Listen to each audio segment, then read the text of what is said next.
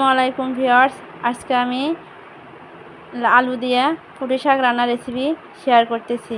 অবশ্যই ভিডিওটি ভালো লাগবে। চুলে আমি কড়াই দিয়েছি, কড়াইয়ের মধ্যে তেল দিয়েছি। এখন দিয়ে দিলাম পেঁয়াজ কুচি, এখন দিয়ে দিলাম মরিচ কুচি। এটা আমি হালকাভাবে এখন ভেজে নেব।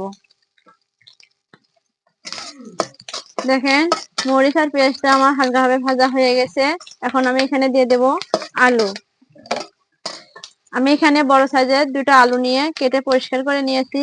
এখন এটা এখানে দিয়ে দিলাম। এখন দিয়ে দিলাম লবণ, হলুদ, ধনিয়া, জিরার গুঁড়া দিয়ে আলুটা আমি ভালোভাবে এখন কষে নেব। দেখেন মশলার আলুটা ভালোভাবে মিক্স হয়ে গেছে। আমি এটা 2 মিনিটের জন্য ভেজে নেব।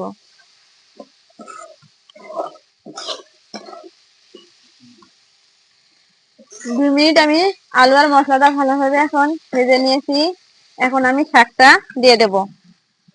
দেখেন পুঁটি শাকটা আমি ভালোভাবে বেছে ধুয়ে পরিষ্কার করে নিয়েছি। এখন আমি এটা দিয়ে দিলাম।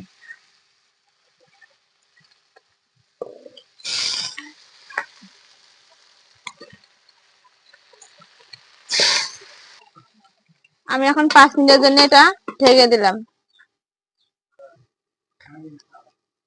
যখন 5 মিনিট পরে আমি এখন ঢাকনাটা উঠালাম।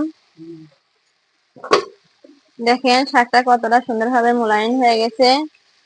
এখন আলু আর শাকটা আমি ভালোভাবে মিক্স করে নেব।